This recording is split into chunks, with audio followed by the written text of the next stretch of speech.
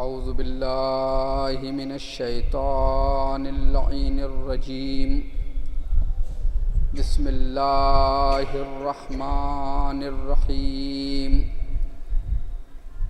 حسبنا اللہ ونعم الوکیل نعم المولا ونعم النصیر رب اشرح لی صدری ویسر لی امری واحلل عقدۃ من لسانی یفقہوا قولی الحمد للہ الذی جعلنا من الباکین علی الحسین المظلوم الشہید الذی ناحت وبکت لہ الارض والسماء والطیور فی الفضاء والوحوش فی الصحراء ثم الصلاة والسلام علی رسولہ الانام مولانا و مولا الکونین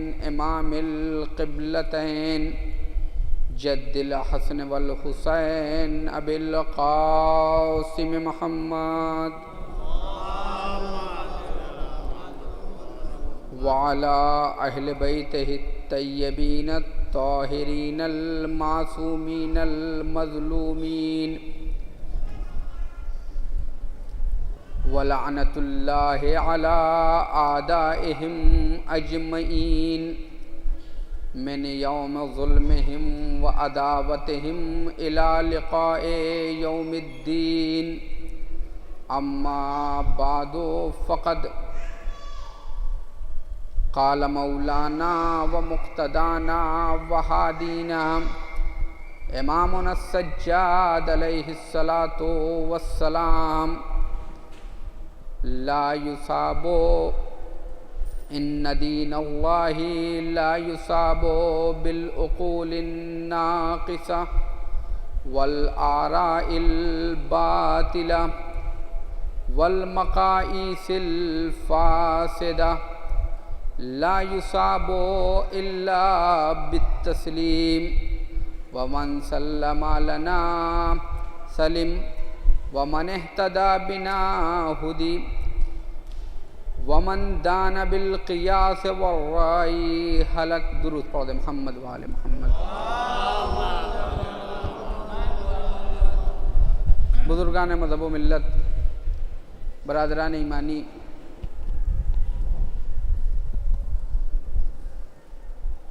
شبیہ روضہ جنت البقیع روضہ فاطمین میں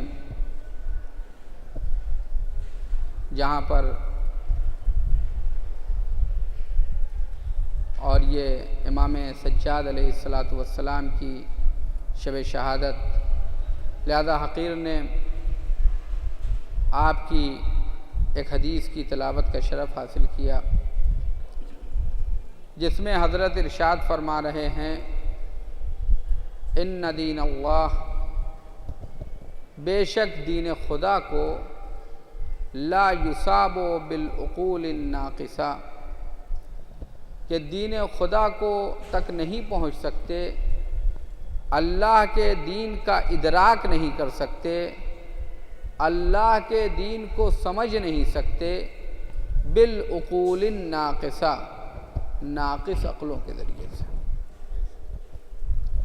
ناقص عقلوں کے ذریعے سے، والآراء الباطلہ، اور نہ ہی باطل نظریات کے ذریعے سے، والمقائیس الفاسدہ، اور نہ ہی فاسد قیاس کے ذریعے سے، لا یصاب الا بالتسلیم، دین خدا کو نہیں سمجھ سکتے مگر یہ کہ تم تسلیم ہو جاؤ. عزیزان گرامی، امام نے ارشاد فرمایا کہ جیسا کہ خدا نے فرمایا تھا کہ ان الدین عند اللہ الاسلام، کہ اسلام اللہ کے نزدیک جو دین ہے وہ دین اسلام ہے، اور اسلام کی جو تشریح کی تھی امیر المومنین نے، نہج البلاغہ میں موجود ہے، الاسلام هو التسلیم، اسلام کے معنی یہ ہے کہ انسان تسلیم ہو جائے، سر تسلیم خم کر دے۔ امیر المومنین کے فرزند امام سجاد علیہ السلام فرما رہے ہیں لا یصاب الا بالتسلیم، کہ دین خدا کو نہیں سمجھ سکتے، اس تک تمہاری رسائی نہیں ہو سکتی جب تک کہ تم تسلیم نہ ہو جاؤ۔ لیکن یہ تسلیم کہاں ہونا ہے یہ امام نے بتایا، یہ امام نے ارشاد فرمایا۔ امام فرماتے ہیں ومن سلم لنا، جو بھی ہم اہل بیت کے سامنے تسلیم ہو جائے گا سلم، وہ سالم ہے۔ اور اس کے بعد حضرت نے فرمایا وَمَنِ اهْتَدَى بِنَا، اور جو ہم اہل بیت کے ذریعے سے ہدایت پائے گا وہ محتدی، فَهُوَ هُدِي، وہی ہدایت یافتہ ہے۔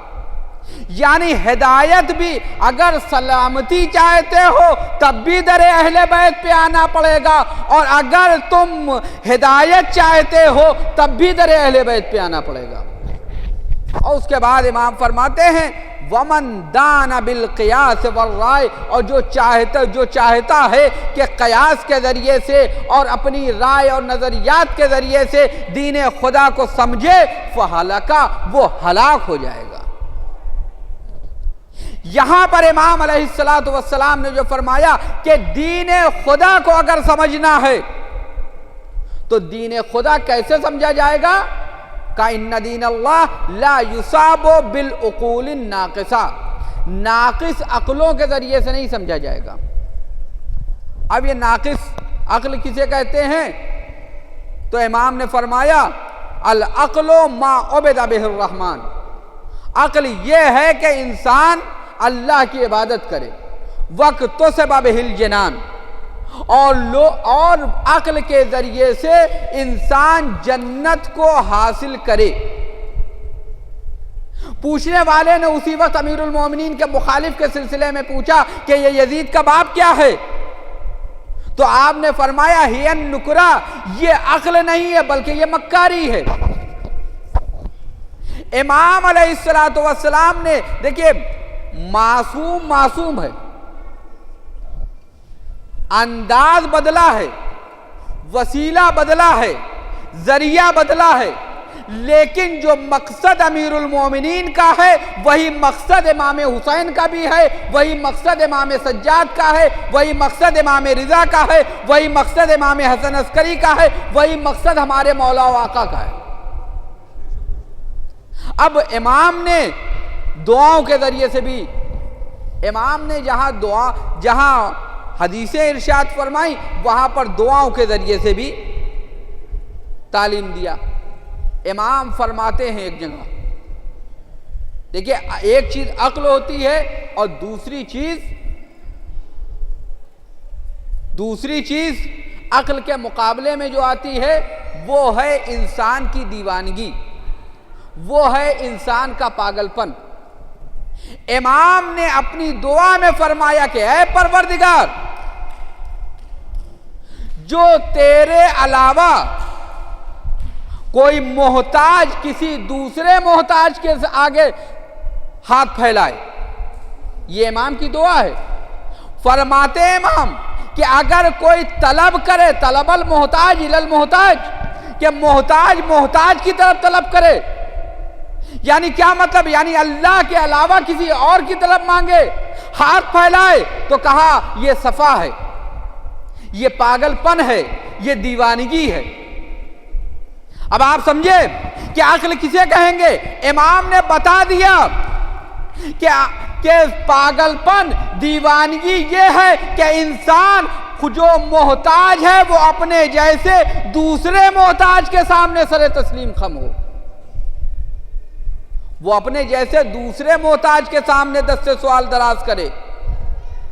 امام علیہ السلام فرماتے ہیں یہ پاگل پن ہے۔ اب اسی کے مقابلے میں عقل ہے۔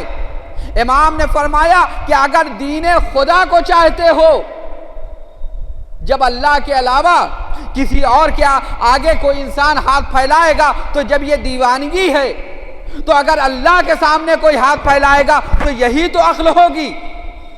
امام فرماتے ہیں کہ اللہ کے دین کو اگر سمجھنا ہے تو ناقص عقلوں کے ذریعے سے نہیں سمجھا جائے گا، یعنی انسان اس لائق ہو جائے، انسان اپنے کو اس منزل تک پہنچا دے، اس کی نظر میں صرف معبود ہو، صرف پروردگار ہو، پروردگار کے علاوہ کوئی اور نہ ہو۔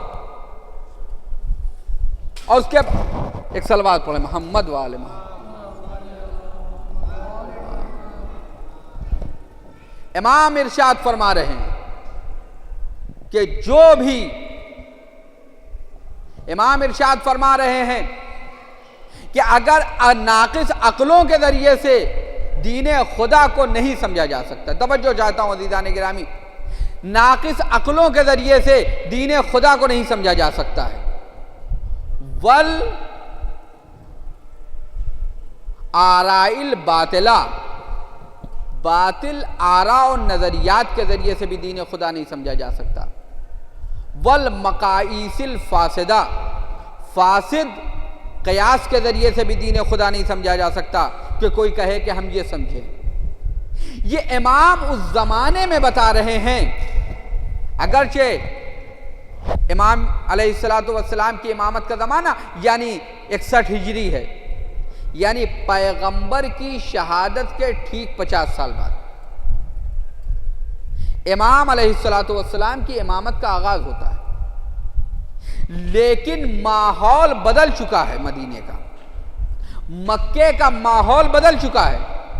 مورخین کہتے ہیں کہ وہ مکہ و مدینہ جہاں پر جو مکہ اللہ کا حرم ہے اور مدینہ جو رسول اللہ کا حرم ہے، اور اس مکے و مدینے میں جہاں قرآن کی آیتیں نازل ہوئی ہیں، جہاں پر صحابہ کرام رہتے تھے، جہاں پر قاریان قرآن رہتے تھے، جہاں پر حافظان قرآن رہتے تھے، لیکن 50 سال کے بعد زمانہ اتنا تبدیل ہو گیا ہے کہ مکے و مدینہ ایک ناچنے اور گانے کا شہر ہو گیا تھا۔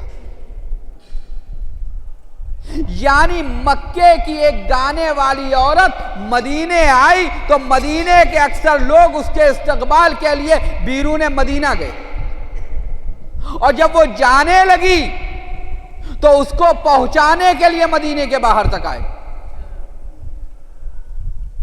یہ ایسا ماحول ہے، اس ماحول میں امام تبلیغ کر رہے ہیں، اور امام کی تبلیغ ایسی تبلیغ ہے کہ جیسے پیغمبر کی تبلیغ ہے، جیسے امیر المومنین کی تبلیغ ہے۔ دنیا سمجھ رہی ہے کہ امام کو اسیر کر لیا گیا ہے، لیکن یہ اسارت ظاہراً تو امام اسیر ہیں، ظاہراً تو امام پابند طوق و سلاسل ہیں، لیکن امام اپنے مقصد میں کامیاب ہیں۔ آپ ملاحظہ فرمائیے گا کہ بنی امیہ نے، چونکہ شام کا علاقہ وہ ہے کہ جو پیغمبر کے بعد فتح ہوا، اور وہاں پہ لوگ پیغمبر کے بعد مسلمان ہوئے ہیں شام کے علاقے میں، اور وہاں پہلے امیر شام کا بھائی یزید حاکم تھا، اور اس کے بعد جب وہ مر گیا تو امیر شام حاکم ہوا۔ بنی امیہ نے شام کے اندر لوگوں کو یہ بتا دیا کہ رسول اللہ کے حقیقی وارث ہم ہیں، رسول اللہ کے حقیقی قرابت دار ہم ہیں، نزدیکی قرابت دار ہم ہیں، اسلام کے اصل وارث ہم ہیں۔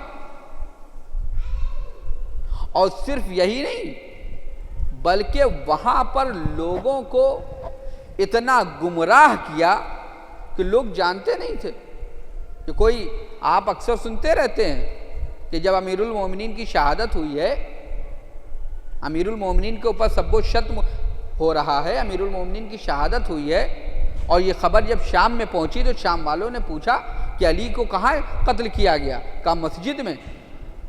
کہا مگر علی کا کام مسجد میں کیا تھا؟ کہا نماز پڑھنے کے لیے گئے تھے۔ کہا مگر علی نماز بھی پڑھتے تھے؟ کہا کیا علی نماز بھی پڑھتے تھے؟ تو کہا ہاں وہ علی نماز پڑھتے تھے. تب شام والوں کو معلوم ہوا. آپ جنگ صفین میں بھی واقعہ ملتا ہے، میں نقل بھی کر چکا ہوں ایک مقام پر، کہ جنگ صفین کے اندر ایک طرف لشکر امیر المومنین ہے، دوسری طرف لشکر شام ہے. امیر المومنین نے اپنے صحابی جناب ہاشم بن عتبہ سے کہا کہ اے ہاشم جاؤ ان کے سامنے اتمام حجت کرو. جناب ہاشم فوج شام کے سامنے گئے جنگ صفین میں. کہا کیوں جنگ کر رہے ہو؟ تم بھی مسلمان ہو، ہم بھی مسلمان ہیں. تم بھی قرآن کو مانتے ہو، ہم بھی قرآن کو مانتے ہیں. تم بھی اللہ کو مانتے ہو، ہم بھی اللہ کو مانتے ہیں. تم بھی رسول کی رسالت کا کلمہ پڑھتے ہو، ہم بھی. تو وہ شام کے فوجی جو تھے وہ سب و شتم کرنے لگے امیر المومنین کے اوپر. امیر المومنین کو برا بھلا کہنے لگے. کہا کہ تم کیوں امیر المومنین کو برا بھلا کہہ رہے ہو؟ تو اس شامی نے کہا، شام کے فوجی نے کہا کہ ہم اس لیے تمہیں برا بھلا کہتے ہیں کہ نہ تم لوگ نماز پڑھتے ہو اور نہ تمہارا آقا علی نماز پڑھتا ہے. جناب ہاشم بن عتبہ کے سامنے کہہ رہا ہے نہ تم نماز پڑھتے ہو نہ تمہارا مولا و آقا علی نماز پڑھتا ہے. جناب ہاشم بن عتبہ نے کہا بھائی تم کیسی باتیں کر رہے ہو؟ پیغمبر نے دوشنبے کے دن تنہا نماز پڑھی کعبے کے اندر، کعبے کے سامنے. منگل کو جب پیغمبر نماز پڑھنے کے لیے کھڑے ہوئے تو پشت پہ جناب خدیجہ تھیں اور داہنی جانب امیر المومنین کھڑے تھے. جب اسے حقیقت اسلام معلوم ہوئی تو وہ لشکر شام سے نکل کر امیر المومنین کے لشکر میں آ گیا. یعنی امام حسین علیہ السلام کو حر بنانا وراثت میں ملا تھا. ایک صلوات پڑھ دے محمد والے محمد.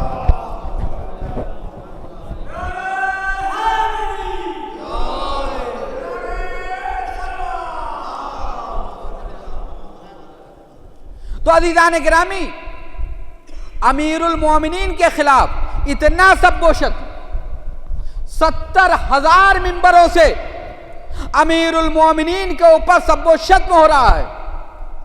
اور نام علی پہ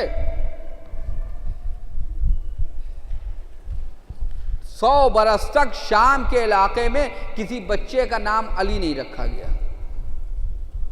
اور ادھر امام حسین علیہ السلام نے اپنے ہر بیٹے کا نام علی رکھا. جب جناب علی اکبر سے حاکم مدینہ نے کہا تمہارا نام کیا ہے؟ کہا علی. کہا تمہارے بڑے بھائی کا کیا نام ہے؟ کہا علی. کہا تمہارے چھوٹے بھائی کا کیا نام ہے؟ کہا علی. کہا کیا علی علی علی؟ جناب علی اکبر جب آئے امام حسین علیہ السلام کے پاس اور اس ماجرے کو بیان کیا تو امام حسین علیہ السلام نے فرمایا کہ اگر اللہ مجھے 100 بیٹے دے گا تو ہم اسے بھی سب کے نام علی رکھیں گے. تم نام علی کو مٹانا چاہو گے، حسین ابن علی نام علی کو اجاگر کرتا چلا جائے گا. اور یہی حال شام میں دیکھیے، جب امام سجاد کو پیش کیا گیا ہے، کہا اس کا نام کیا ہے؟ کہا یہ فرزند حسین ہے. کہا نام کیا ہے؟ کہا یہ علی ابن الحسین ہے. اور وہاں پہ جناب علی اکبر کی شہادت اور آپ کا سر مبارک بھی تھا. کہا پھر یہ ان کا کیا نام؟ کہا ان کا بھی نام علی ہے.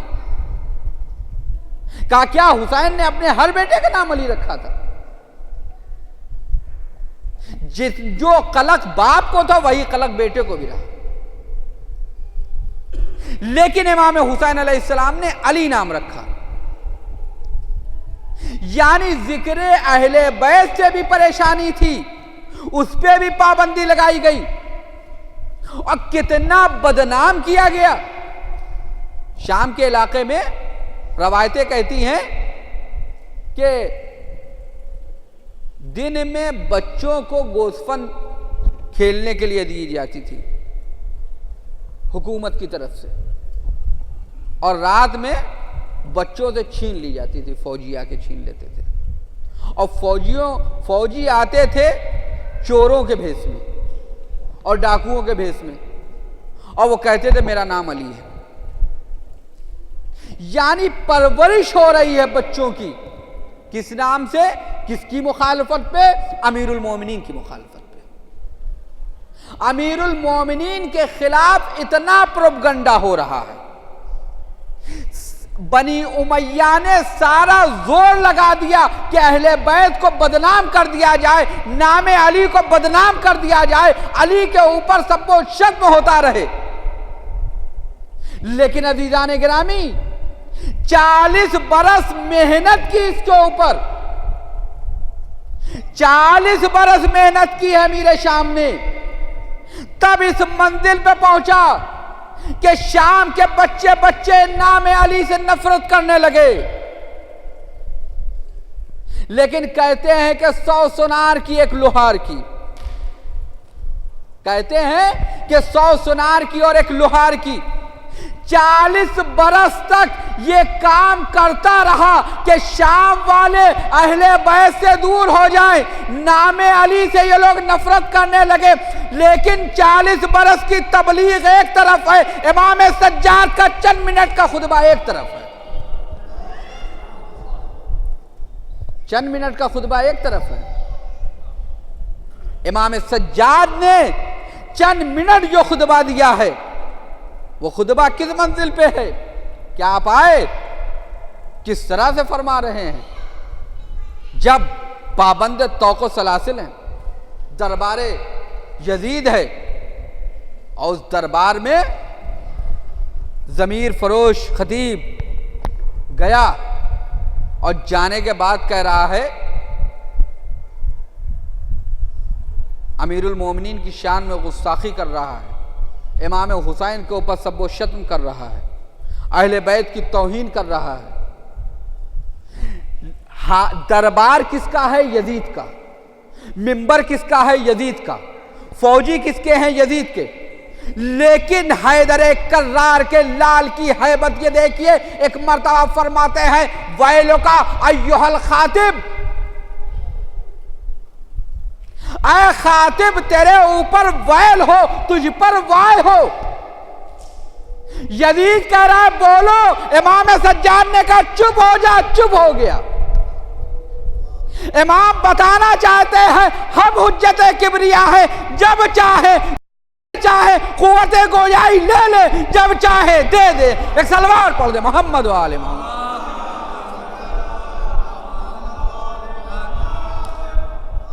اور امام نے خطیب نہیں کہا، خاطب کہا ہے، خطیب نہیں کہا ہے، خاطب کہا ہے۔ خطیب صفت مشبہ ہے اور خاطب اس میں فاعل ہے۔ فرق کیا ہے؟ ایک انسان مثلا کوئی ہنر رکھتا ہے، ڈاکٹر، تو وہ اپنے مطب میں ہو یا نہ ہو، ہاسپٹل میں ہو یا نہ ہو، ڈاکٹر یہ صفت مشبہ۔ لیکن کچھ کام ایسے ہوتے ہیں کہ جب وہ کر رہا ہے تبھی یہ صفت آئے گی۔ مثلا کوئی صفائی کر رہا ہے، کہیں گے یہ صفائی کرنے والا ہے، کر رہے ہیں، اسے کہتے ہیں اس میں فاعل۔ یہ چونکہ جو بولنے والا تھا یہ کوئی خطیب نہیں تھا کہ یہ خطابت کے جوہر دکھاتا تھا، یہ چونکہ درباری تھا، یزید نے حکم دیا تھا، لہذا یہ منبر پہ چلا گیا تھا۔ لہذا امام فرماتے ہیں کہ یہ کوئی خطیب نہیں بلکہ یہ خاطب ہے۔ اس کی صفت یہ نہیں ہے کہ یہ خطبہ دے سکے، یہ تقریر کر سکے، یعنی یا تو امام یہ بتانا چاہتے ہیں کہ یہ اس کی صفت نہیں، اور دوسری بات یہ واضح ہوتی ہے کہ جو اہل بیت کے خلاف بولتا ہے اس کے اندر تقریر کی صلاحیت نہیں ہوتی ہے، وہ خاطب تو ہو سکتا ہے، خطیب نہیں ہو سکتا ہے۔ اور اس کے بعد فرماتے ہیں امام اشتریتا مرضات المخلوق بسخط الخالق، تو نے تجھ پہ ویل ہو، اور فرماتے ہیں کہ تو نے مخلوقات کی رضا کو خریدا ہے، مخلوقات کی خوشنودی کو خریدا ہے۔ کس کے بدلے میں خریدا ہے؟ بسخط الخالق، مخلوقات کو خوش کیا ہے، اور کس کے بدلے میں؟ اللہ کو ناراض کیا ہے، خالق کو ناراض کیا ہے۔ امام نے یہ فرمایا، اس کے بعد امام فرماتے ہیں یعنی ایک بات اور سمجھ میں آتی ہے کہ امام یہ بتانا چاہتے ہیں کہ دیکھو یہ جو بات آ رہے ہو، منبر پہ آ رہے ہو، منبر پہ آنے کا فریضہ کیا ہے؟ منبر پہ آنے کا مطلب یہ ہے کہ جو تم آ کے بیان کر رہے ہو وہ مرضی پروردگار کے لیے ہو، لوگوں کی خوشنودی کے لیے نہ ہو۔ خوشنودی پروردگار ہو، کہا کہ تو نے اللہ کے غضب کو خریدا ہے لہذا تیرا ٹھکانہ جہنم ہے۔ اور اس کے بعد امام نے فرمایا کہ یزید کیا مجھے اجازت ہے کہ میں اس لکڑی پہ جاؤں؟ سامنے منبر ہے، اندازہ منبر جیسا ہے، شکل و صورت منبر جیسی ہے، لیکن امام کہہ رہے ہیں اس لکڑی پہ جاؤں یا نہ جاؤں؟ امام یہ بتانا چاہتے ہیں اگرچہ شکل و صورت منبر جیسی ہو لیکن وہاں پر اللہ کا غضب خریدا جا رہا ہو، اللہ کی نافرمانی کی جا رہی ہو، جہاں پہ لوگوں کو خوش کیا جا رہا ہے، تو وہ چیز جہاں سے فضائل اہل بیت نہیں بیان ہو رہے ہیں، جہاں پر مخالفت اہل بیت بیان ہو رہی ہے، اگرچہ شکل و صورت جو ہے وہ منبر جیسی ہے لیکن وہ منبر نہیں ہے۔ لیکن اگر کہیں سے فضائل اہل بیت بیان ہو، کہیں سے ذکر اہل بیت بیان ہو، اگرچہ وہ اونٹوں کے پالان ہو لیکن وہ منبر کہلائے گا۔ ایک صلوات پڑھ دے محمد والا۔ تو عزیزان گرامی، امام علیہ السلام نے بیان فرمایا کیا ہے، اور اس کے بعد کہ کہتے ہیں کیا اجازت ہے؟ اس نے منع کر دیا، لوگوں کا اصرار بڑھا، وہ مجبور ہوا، امام گئے۔ اب یہاں پر یزید کا بیٹا معاویہ ابن یزید کہتا ہے کہ اجازت کیوں نہیں دیتے، یہ تو اسیر ہیں۔ کہا تمہیں نہیں معلوم، ان کو علم و فصاحت وراثت میں ملی ہے۔ اس کے بعد امام گئے ہیں، امام جو خطبہ دے رہے ہیں وہ چند منٹ کی تقریر ہے جو 40 برس کے اوپر بھاری ہے۔ 40 برس اہل بیت کے خلاف پروپگنڈے ہوئے ہیں، لیکن یہ چند منٹ کی تقریر ہے۔ عزیزان گرامی، اہل بیت یہ امام ہیں جنہوں نے شام کے حالات کو بدل دیا۔ وہاں پر مقصد اہم ہے۔ ظالم یہ سمجھ رہا ہے کہ ان کو میں نے اسیر کر لیا ہے تو ہم جیت گئے ہیں، لیکن اسی شام میں جب کسی نے کہا، امام سجاد سے پوچھا جیتا کون؟ کربلا میں کون جیتا؟ آج ہمارے یہاں بھی بحثیں ہوتی ہیں، ہمارے بھی بعض لوگ کہنے لگے ہیں کہ ظاہری طور پہ فلاں جیتا، باطنی طور پہ فلاں جیتا۔ نہ ظاہری و باطنی کچھ نہیں ہوتا ہے، جیت ہوتی ہے، جیت ہوتی ہے۔ امام نے واضح کیا کون جیتا۔ امام حسین علیہ السلام کے وارث نے کہا کہ کون جیتا؟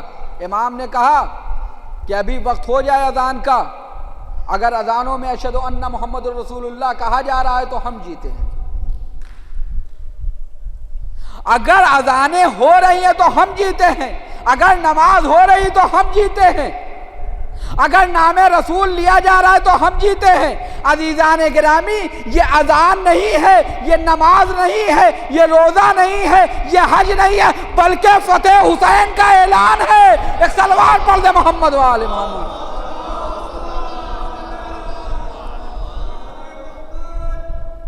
یہ فتح حسین کا اعلان ہے۔ اس کے بعد امام نے کہا کہ سنو، اللہ نے ہمیں 6 چیزیں عطا فرمائی ہیں۔ اوتینا العلم والحلم والسماحہ والفصاحہ۔ اللہ نے ہمیں علم عطا کیا، ہم آل محمد کو علم عطا کیا، ہم آل محمد کو حلم عطا کیا، ہم آل محمد کو فصاحت عطا کی، ہم آل محمد کو بزرگی عطا کی۔ 40 برس تک کیا کہا گیا کہ علی رسول اللہ کے دشمن، علی معاذ اللہ اسلام سے خارج، علی کے پاس کچھ نہیں، جو کچھ بھی علم ہے وہ بنی امیہ کے پاس ہے، جو کچھ بھی فصاحت ہے وہ بنی امیہ کے پاس ہے، جو بھی بردباری ہے وہ بنی امیہ کے پاس ہے، جو بھی فضیلت ہے وہ بنی امیہ کے پاس ہے۔ لیکن امام سجاد نے اس قید سلاسل میں بھی فرما رہے ہیں اللہ تم کہہ رہے ہو کہ تمہارے پاس یہ فضیلتیں ہیں، تمہاری فضیلتیں خود کی ہوں گی، اگرچہ نہیں ہے، یہ فضیلتیں اللہ نے ہمیں عطا کی ہیں۔ علم اللہ نے ہمیں عطا کیا ہے، حلم اللہ نے عطا کیا ہے، بزرگی اللہ نے عطا کی ہے، اور اس کے بعد امام فرماتے ہیں کہ چھٹی چیز جو اللہ نے ہمیں عطا کی ہے، مومنین کے دلوں میں ہماری محبت ہے، مومنین کے دلوں میں ہماری محبت ہے۔ عزیزان گرامی، یہ شبیہ روضہ جنت البقیع نہیں ہے جہاں امام تقریر فرما رہے ہیں، یہ ظالم کا دربار ہے، یہ یزید کا دربار ہے جہاں پر امام فرما رہے ہیں، اور وہ شجاعت ہے امام کی، یزید خاموش ہے۔ اور اس کے بعد بنی امیہ کہتے رہے کہ ہم رسول اللہ کے نزدیکی ہیں، ہمیں اسلام کے اصل وارث ہیں۔ امام نے فرمایا وَفَضَّلْنَا، اللہ نے ہمیں فضیلت دی۔ کیا فضیلت دی؟ مِنَّ النبی المختار محمد، اللہ نے ہمیں فضیلت دی ہے کہ نبی مختار محمد ہم میں سے۔ 40 برس تک تبلیغ یہ ہوتی رہی کہ ہم رسول اللہ کے نزدیکی، امام حسین علیہ السلام کے فرزند نے ان چند منٹ کی تقریر میں کہا کہ پیغمبر ہم میں سے ہیں، اور صرف پیغمبر کے بارے میں نہیں کہا، فرمایا من الصدیق، صدیق بھی ہم میں سے ہے۔ اب یہ صدیق کون ہے؟ جنہوں نے خود فرمایا انا صدیق الاکبر، ہم صدیق اکبر ہے، یعنی علی صدیق اکبر ہے، علی ہم میں سے ہے۔ اس کے بعد فرمایا والطیار، من الطیار، جعفر طیار ہم میں سے ہیں۔ اور اس کے بعد فرمایا منا اسد اللہ و اسد رسول، اللہ کا شیر اور رسول کا شیر ہم میں سے ہے۔ یہ اسد اللہ اسد رسول کون ہے؟ کہا حمزہ ہے، کہا یہ ہم میں سے ہے۔ اور اس کے بعد امام نے فرمایا منا سبتے، اور رسول اللہ کے 2 سبت، 2 نواسے ہم میں سے ہیں، حسن و حسین ہم میں سے ہیں۔ امام کی تقریر تھی۔ اس کے بعد فرماتے ہیں جو ہمیں پہچانتا ہے پہچان لے، جو ہمیں نہیں پہچانتا نہ پہچانے۔ عزیزان گرامی، ساری تبلیغ 40 برس کی ایک طرف، امام کی چند منٹ کی تقریر ایک طرف، ظالم سمجھتا رہا یہ قید و سلاسل میں ہے، لیکن امام نے اس میں بھی وہی کام انجام دیا جو پیغمبر نے مکے میں انجام دیا تھا، کفار و مشرکین کے درمیان پرچم توحید کو بلند کیا۔ امام سجاد نے بھی پرچم توحید کو بلند کیا۔ یہ تو امام ہیں، آپ غلاموں کے حالات دیکھیے کیسے ہیں۔ جناب ابو ذر غفاری جو اہل بیت کے سچے غلام، سچے صحابی، خلیفۃ المسلمین نے 2 سال کے لیے ان کو جبل عامل بھیج دیا، لبنان کے علاقے میں۔ ربضہ میں بعد میں جہاں آپ کی شہادت ہوئی ہے بھوک و پیاس کی وجہ سے، وہ ایک بعد میں آخر وقت میں بھیجا تھا جہاں بھوک و پیاس کی وجہ سے آپ کی شہادت ہوئی جناب ابو ذر کی، ربضہ میں۔ اس سے پہلے جبل عامل میں بھیجا، یہ شام کے علاقے میں۔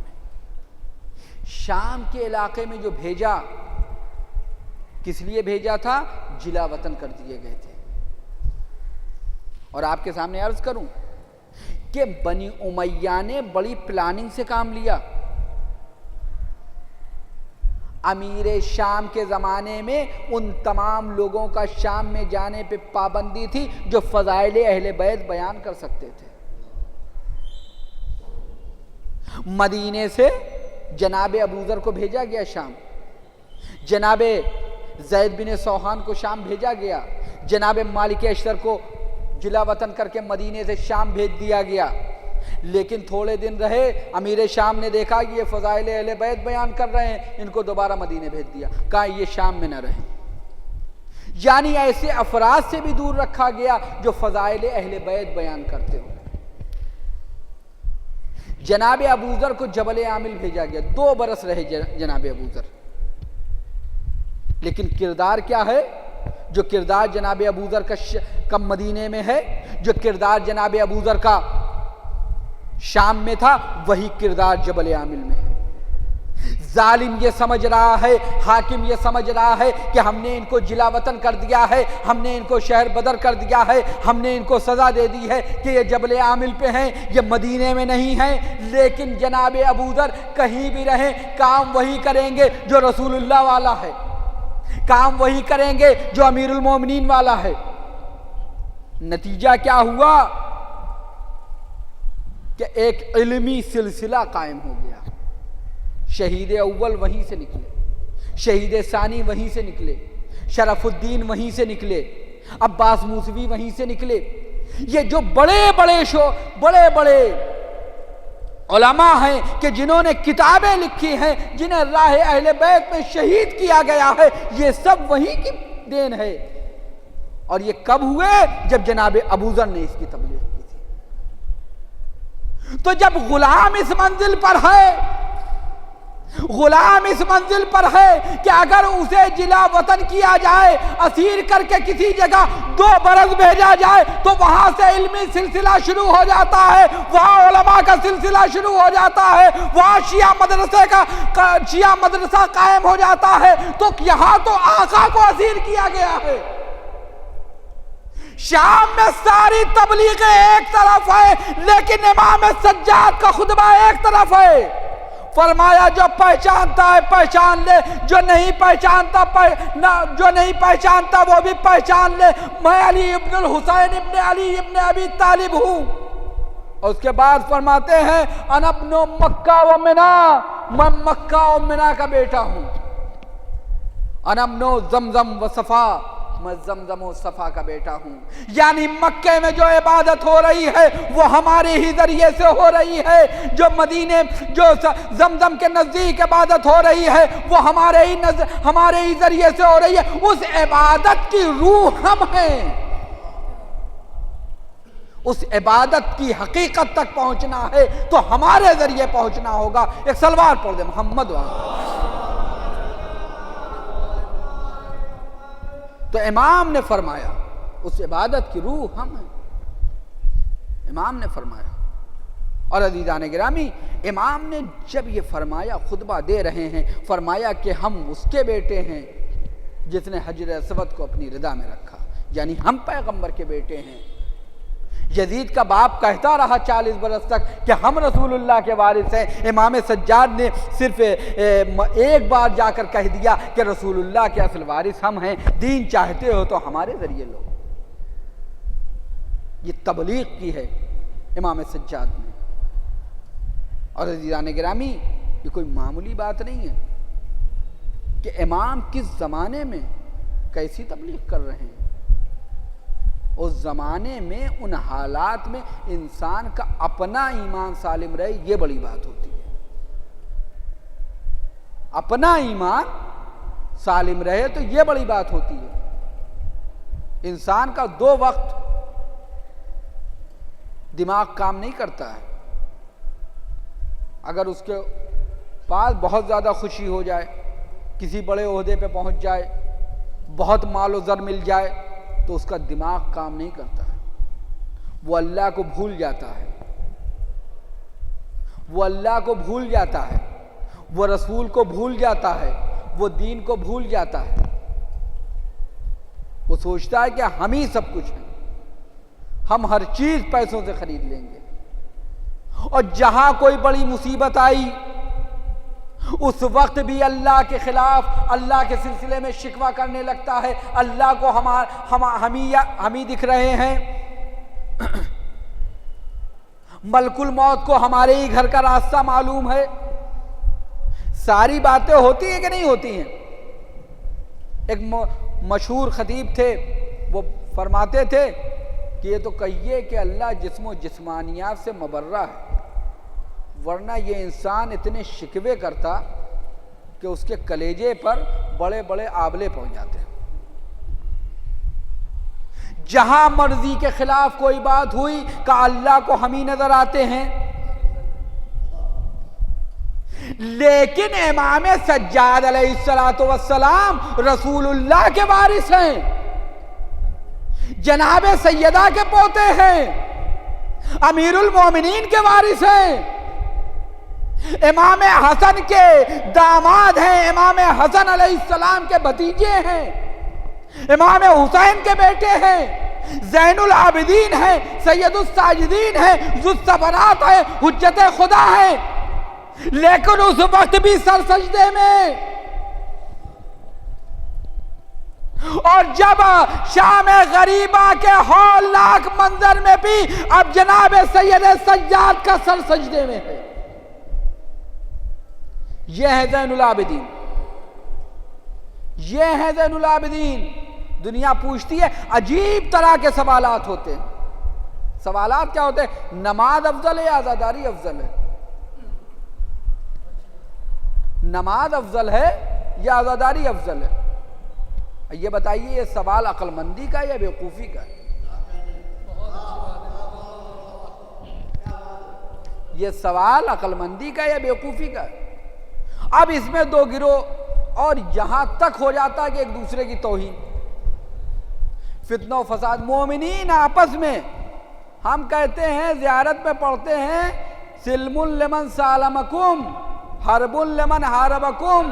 اے امام حسین علیہ السلام، ہم نے اس سے صلح کی جس نے آپ سے صلح کی، ہم نے اس سے جنگ کی جس نے آپ سے جنگ کی۔ یا مومنین آپس ہی میں لڑ رہے ہیں، کس لیے؟ کہ یہ بدعقیدہ ہیں۔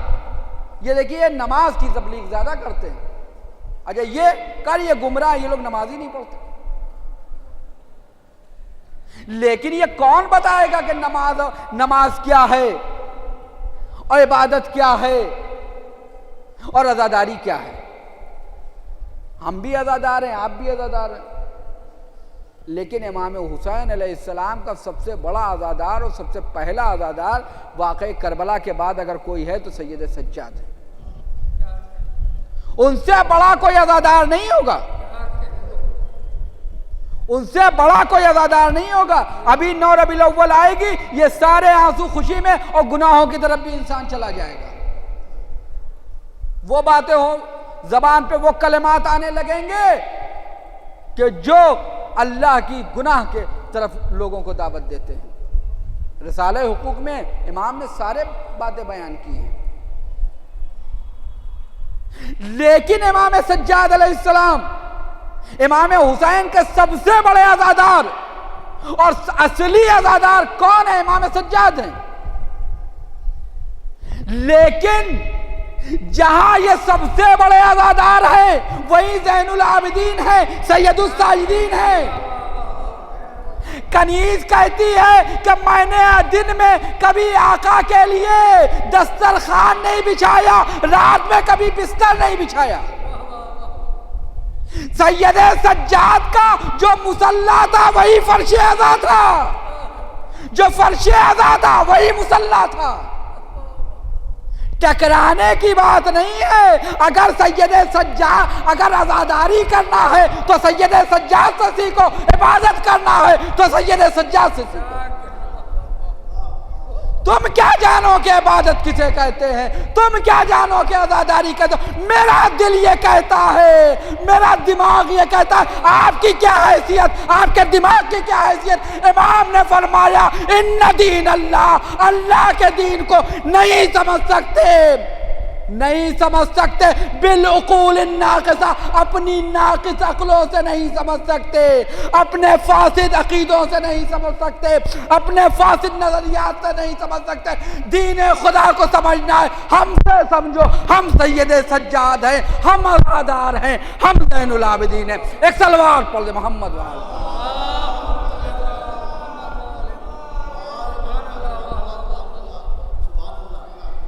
اگر عزاداری کرنا ہے تو سید سجاد سے سیکھو۔ عزاداری بھی ہر وقت ہے اور عبادت بھی ہر وقت ہے. ان سے بڑا نہ کوئی عزادار ہوگا نہ ان سے بڑا کوئی عبادت گزار ہوگا، اور ایسی عبادت گزار کہ زینت ہے عبادت گزاروں کی. جا سے بڑا کون ہوگا؟ رسالہ حقوق امام کا ہے، جس میں امام نے سارے حقوق بیان کر دیے. زبان کا کیا حق ہے کہ دیکھو گناہ کی طرف نہ جائے،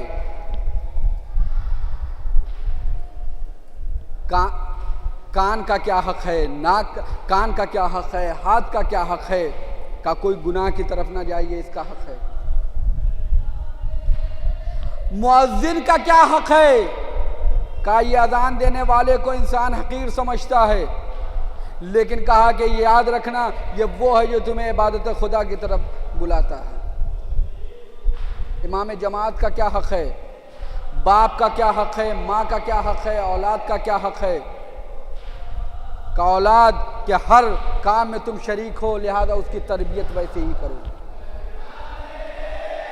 امام علیہ السلام نے ماں باپ کے حق کو بیان کیا. اور کیسے حق کو بیان کیا ماں باپ کے؟ یہ نہیں کہا کہ ماں کے ساتھ یہ کرنا، باپ کے ساتھ یہ کرنا. امام نے رسالہ حقوق میں، آخری بات اور آپ کی زحمت کو تمام کرتا ہوں، امام نے رسالہ حقوق میں جو بیان فرمایا ہے باپ کے حق کو، تو باپ کے حق کو بعد میں بیان کیا، ماں کے حق کو پہلے بیان کیا ہے. امام نے فرمایا کہ ماں کسے کہتے ہیں، جس کا خلاصہ میں آپ کے سامنے بیان کر دوں. امام نے فرمایا کہ ماں وہ ہے جو تمہیں اس وقت لے کے، یعنی جب تمہاری ماں حاملہ تھی تمہیں اس وقت لے کے چلی جب کوئی لے کے نہیں چلتا، تمہیں وہ دیا جو کوئی نہیں دیتا ہے، خود بھوکی رہی لیکن تمہیں سیراب کیا ہے، سیر و سیراب کیا ہے، خود پیاسی رہی تمہیں سیراب کیا ہے، اس نے اپنا خون جگر دیا. امام نے فرمایا کہ ماں وہ ہوتی ہے، توجہ چاہتا ہوں عزیزان گرامی، ماں وہ ہوتی ہے اس وقت دیتی ہے جب کوئی نہیں دیتا، اور وہ دیتی ہے جو کوئی نہیں دیتا. یہ ماں کے حق کے بارے میں بتایا. عزیزان گرامی، اگر آپ اس جملے پہ غور کریے تو ماں کے بارے میں کیا، یہ عام ماؤں کے بارے میں ہے، ہماری اور آپ کی ماؤں کے بارے میں ہے کہ ماں وہ ہے جو وہ دیتی ہے جو کوئی نہیں دیتا، اور اس وقت دیتی ہے جب کوئی نہیں دیتا. تو امت کی ماں جناب خدیجہ کیسی ہوں گی؟ پیغمبر شاید اسی لیے فرماتے تھے کہ دیکھو خدیجہ کو برا نہ کہنا، خدیجہ وہ ہیں انہوں نے اس وقت ہماری تصدیق کی جب سب ہمیں جھٹلا رہے تھے. خدیجہ نے اس وقت ہمیں دیا جب کوئی ہمیں کچھ نہیں دے رہا تھا.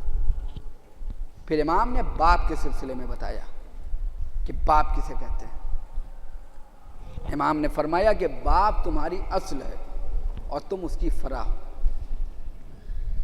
باپ تمہاری جڑ ہے اور تم اس کی شاخ ہو. امام نے ایک جملہ کہہ دیا کہ باپ تمہاری اصل ہے اور تم اس کی فرع ہو، باپ تمہاری جڑ ہے تم اس کی شاخ ہو. امام نے یہ جملہ کہا.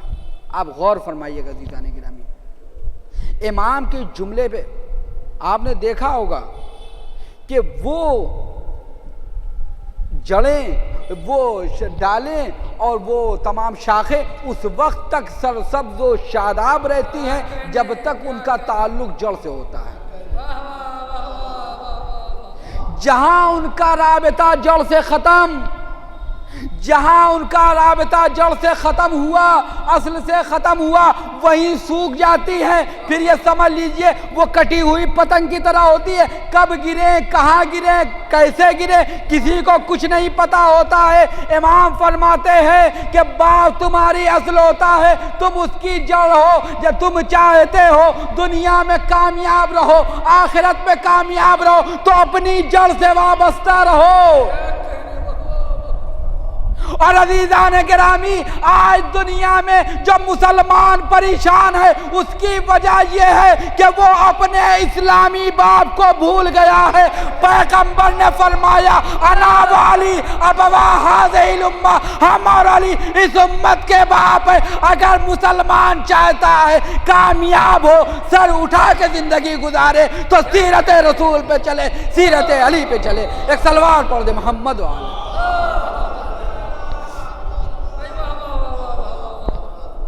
اگر چاہتا ہے مسلمان کہ کامیابی کے ساتھ زندگی گزارے تو اسے چاہیے کہ سیرت رسول پہ چلے۔ امام نے رسالہ حقوق میں امام علیہ السلام کی زندگی اگر آپ دیکھیے کہ امام علیہ السلام دیکھیے امام علیہ السلام سب سے بڑے عزادار اور سب سے بڑے عبادت گزار، اور آپ کو سامنے دیکھیے عبادتیں تو عیسائیت میں بھی ہوتی ہیں، اسلام روحانیت کے خلاف ہے۔ عبادت جہاں عبادت کا مسئلہ ہے وہیں حقوق الناس کا بھی مسئلہ ہے۔ اسلام اس بات کی اجازت نہیں دیتا کہ انسان روحانیت کی طرف چلا جائے، پہاڑ پہ چلا جائے اور جا کے وہاں اللہ اللہ کرے۔ اسلام اس بات کی اجازت نہیں دیتا۔ اسلام کہتا ہے سماج میں رہو، معاشرے میں رہو۔ اگر کامیابی چاہتے ہو، اللہ کی عبادت چاہتے ہو تو سماج میں رہو، معاشرے میں رہو۔ امیر المومنین کو ولایت کی سند ملی حالت نماز میں، حالت رکوع میں فقیر کو زکوٰۃ دی۔ توجہ چاہتا ہوں، نماز کیا ہے؟ کہا اللہ کا حق ہے۔ زکوٰۃ کیا ہے؟ کہا لوگوں کا حق ہے۔ جب علی نے اللہ کے حق کو بھی ادا کیا، ناس کے حق کو بھی ادا کیا، لوگوں کا بھی حق کو ادا کیا، وہ بھی ایک ساتھ ادا کیا، تو یہ ادا اللہ کو اتنی پسند آئی کہ سند ولایت عطا کر دی، اور جو ان کا جانشین ہوگا وہ بھی ایسا ہی ہوگا۔ امام سجاد کی زندگی کو دیکھیے، عبادت کر رہے ہیں لیکن عبادت کا یہ مطلب نہیں کہ روحانیت کی طرف چلے جائیں۔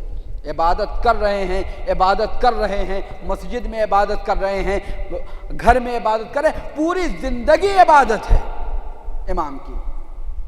لیکن جہاں اللہ کی عبادت ہو رہی ہے وہیں لوگوں کی پرورش بھی ہو رہی ہے۔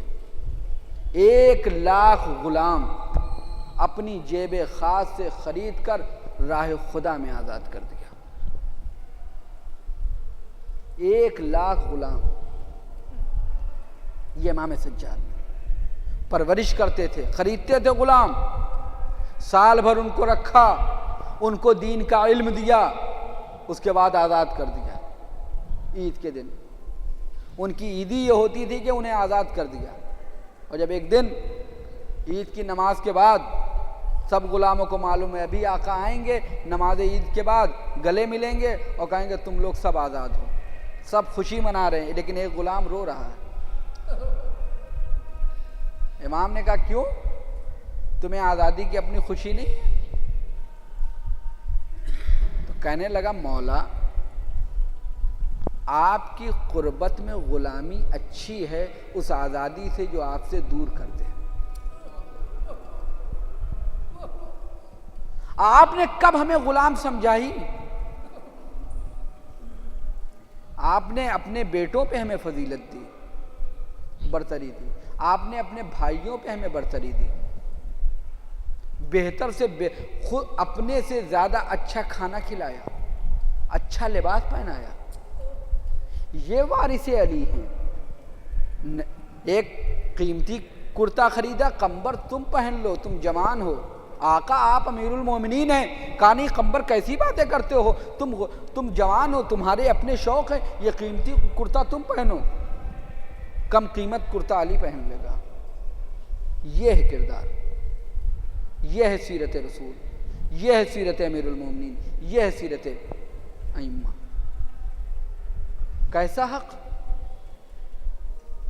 اور عزیزان گرامی، جہاں اللہ کی عبادت ہو رہی ہے شب کے سناٹے میں جا کر لوگوں کی امداد بھی ہو رہی ہے۔ یعنی جہاں حقوق خدا کی ادائیگی کا مسئلہ یہ ہے کہ جہاں اعضائے سجدہ پہ سجدوں کے نشان ہیں، وہیں پش پہ بھی نشان ہے کہ بوریاں رکھ رکھ کے رات کے اندھیرے میں فقراء و یتیم و مسکین کی مدد کی جا رہی ہے۔ اور جب آپ کی شہادت ہوئی اور اس کے بعد سلسلہ رکا تو لوگوں کو پتہ چلا کہ دینے والا کوئی اور نہیں تھا، وہ امام سجاد تھے۔ جانوروں پہ بھی مہربان تھے۔ ہاں عزیزوں، شب شہادت ہے اور دیکھیے کس امام کی شہادت ہے۔ زیارت ناہیہ میں امام زمانہ نے کہا کہ سلام ہو ان گوشت پہ جو زنجیر میں جکڑ گئے تھے۔ آپ شبیہ جنت البقیع میں ہیں، امام سجاد کی قبر مبارک کی شبیہ۔ عزیزوں، آپ یہاں آتے ہیں، لائٹ چلی جائے، کسی گھر میں لائٹ نہ ہو،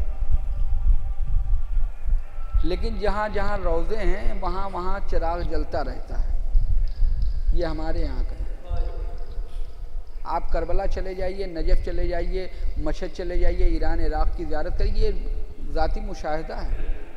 آپ چلے جائیے، رات کے اندھیرے میں نکلیے، 12 بجے کے بعد عموماً جب زیارت کے لیے آپ مشہد میں نکلیے پورا شہر تاریک ہے، لیکن ایک طرف آپ کو نور نظر آئے گا۔ کیا ہے یہ؟ کہ یہ روشنی کیا کدھر کی ہے؟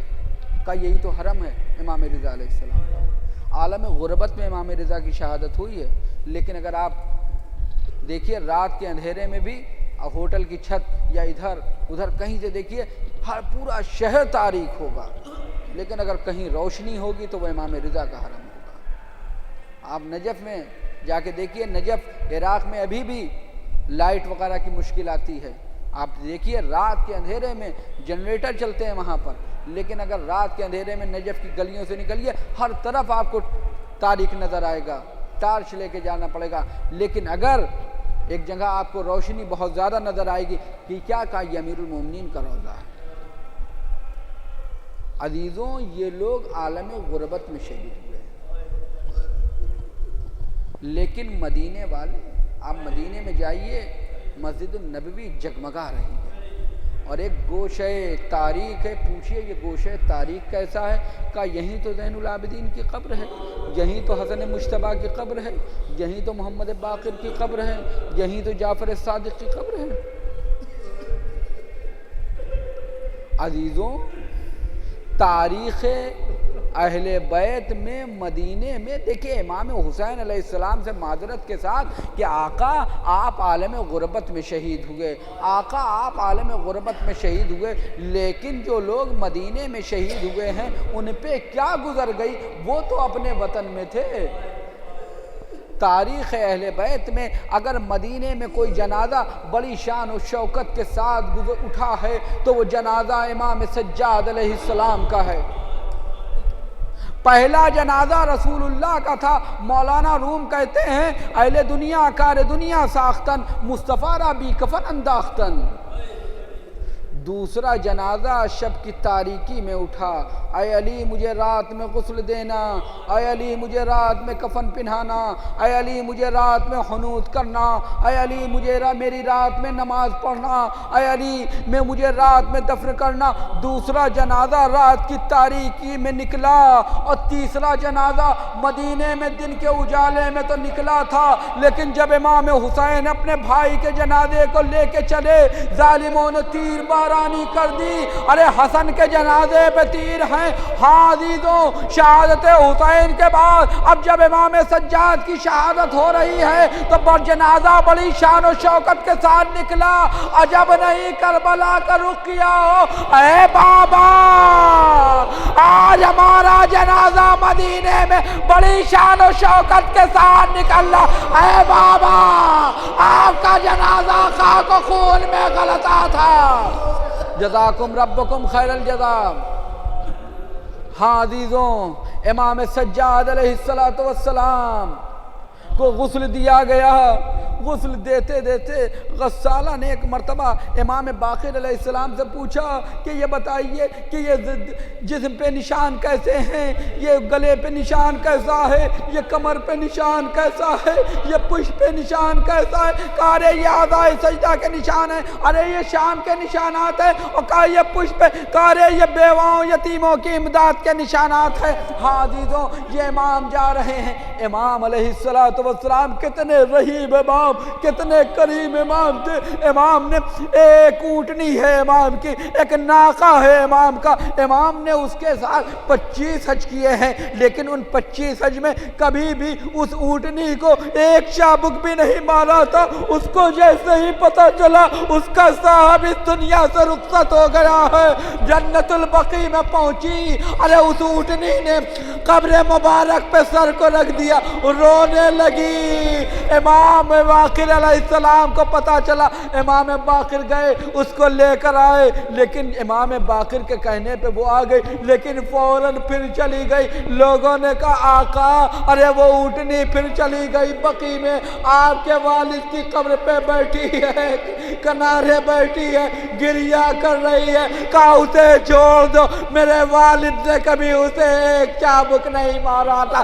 ارے وہ اونٹنی جانور ہے، امام کتنے رحیم و کریم ہے، جانور کا یہ عالم ہے کہ اشک افشانی کر رہا ہے قبر پہ بیٹھا ہوا۔ مجھے نہیں معلوم آقا امام زمانہ کہاں ہے، بقیع میں ہے یا ٹوٹی ہوئی لحد پہ ہے یا کربلا میں ہے۔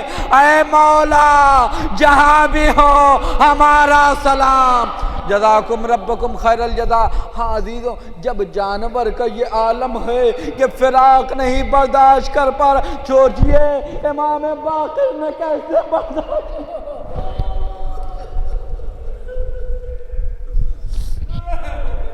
زید شہید نے کس طرح سے برداشت کیا ہوگا۔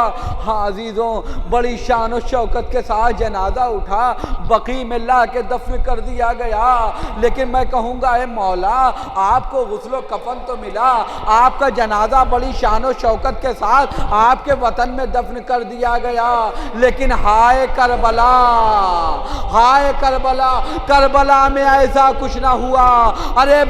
ارے جب بیٹے کی نظر باپ کے جنازے پہ پڑی، اے پھوپھی اماں آپ نہیں دیکھ رہی ہیں، ان ملائین نے اپنے کشتہ نجس کو دفن کر دیا۔ ارے میرا بابا خاک و خون میں غلطہ ہے، جزاکم ربکم خیر الجزا۔ لیکن تمام ائمہ کی مظلومیت، کربلا والوں کی مظلومیت، ارے کربلا والے اگر ٹوٹی ہوئی چٹائی پہ لیٹے ہیں، آرام کر رہے ہیں، لیکن سونے کا گنبد ہے جو سونے کی زری بنی ہوئی ہے، لیکن ہائے مدینہ، ہائے بقیع، ظالموں نے روضے کو منہدم کر دیا۔ اللہ